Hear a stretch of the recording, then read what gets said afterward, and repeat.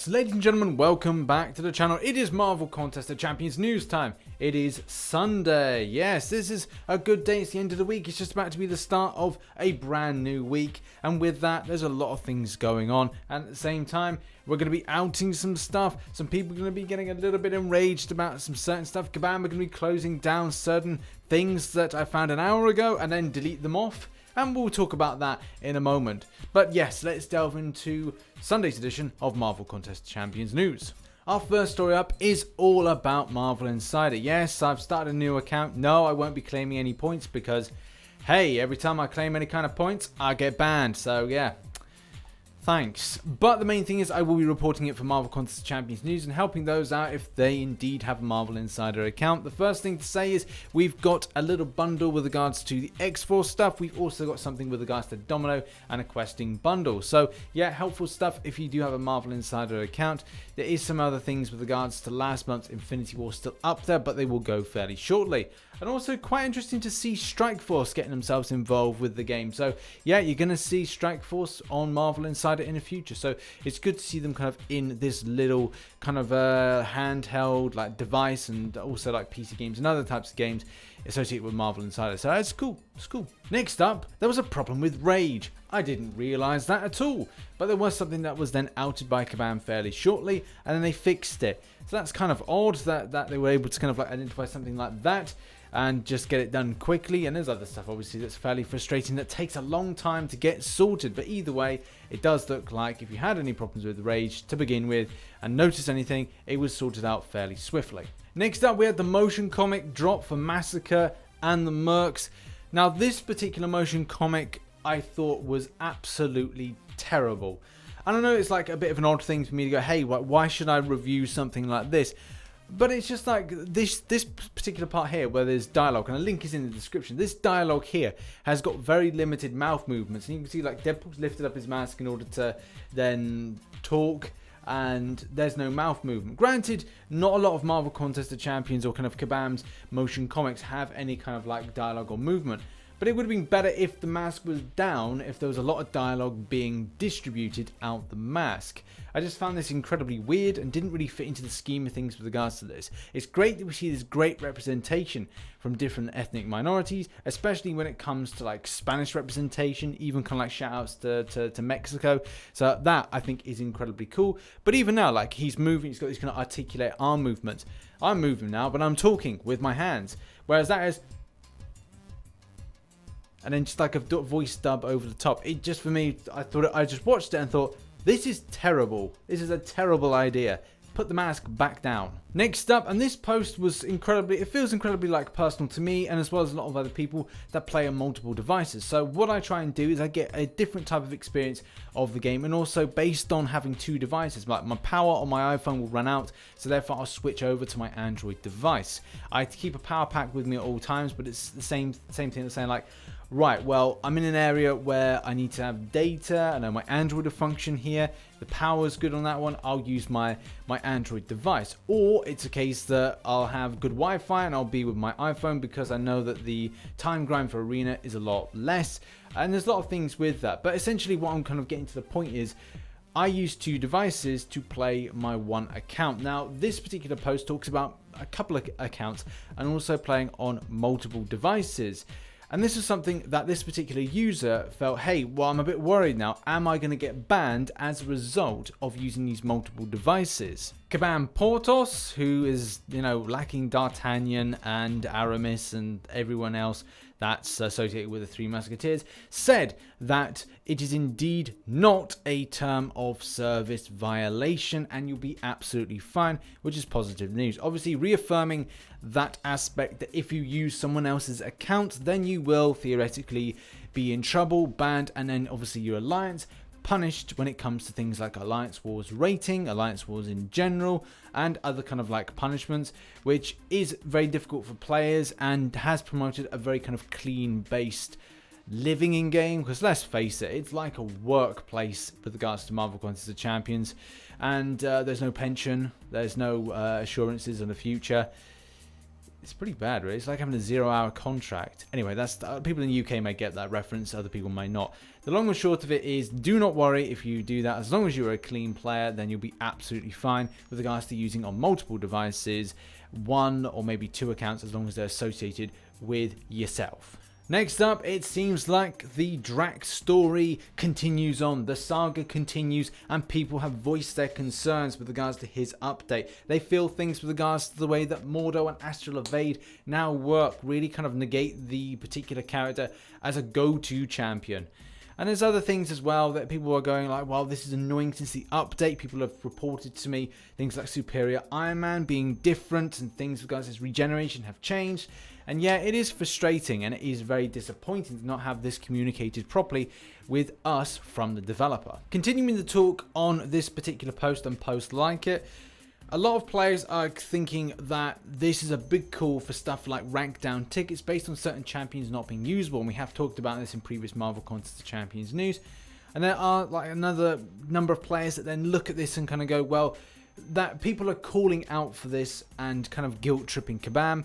This is a very difficult thing with regards to balancing what the community on one side think and the other side think. My personal opinion is that I feel that elements of communication are highly important, and that's what I have been talking about for a while. Yeah, okay, a developer wants to change aspects of the game, but they do have to communicate that with others, even if they feel that they don't have to include that in patch notes. It's still pretty important and holds really a big point in players' evolution of their rosters about who they want to rank up and why based on certain things. If Kabam turned around tomorrow and said, right, we're not going to make Loki able to buff still extensively, then that will theoretically mean that players will find the easy aspect to completing the 5.4 Ultron boss pointless. So that's the thing. It's important to kind of give the community an idea that some things are going to change. And that whole aspect of having like, you know, we're going to run a sandbox server and players will get to decide on this. Oh, they not get to decide, but they'll get to try out the changes that they're going to make. And this will include micro changes to certain champions. Especially if they go, right, my lead champion's Archangel. Yes, I've just ranked him up. I'm going to be able to use him on things that I feel is a little bit of a get around. I can get around this content by using this champion. So I think, again, the main point I'm trying to get to is communication is key. Yes, I understand changes are going to be made in game, and I think all players do know that, but they get frustrated when they don't get, say, a month's notice. Hey guys, we've figured out that this is actually an exploit. This, in fact, is not something that we think is going to work in the long run. We're going to change this within a month. What do you think about this? And then come to a middle ground point. And that really feels that, again, the community come together, the developer come together, and there's this happy midway point on this neutral playing ground that we can just stop going to war with the developer each time that they want to go, right, we've changed something. Whoa, we didn't get any say in the matter. So that's really, again, the point that I'm trying to get to. Next up, and this forum post confuses me incredibly. Saw this, it's got a little bit of traction to it, and someone just posting like, I've got a 440 Medusa, and she hits like wet noodles. And I was reading it like, what? This is, I was just like, this is confusing. Now, I think at this point, people are just trolling or start to troll because then we've got someone that says like, I've got a dupe Star-Lord and Stark Spidey, and they hit like wet noodles too. I think that's, again, that's jokes. Unfortunately, Kabam Mike, and I say unfortunately, Kabam Mike identifies her as being a powerful champion. Never identify as a powerful champion. That means she could be put on the pedestal to be then taken off it when she gets nerfed. So don't say that. But the main thing to really say is saying, come on, yo, give some advice.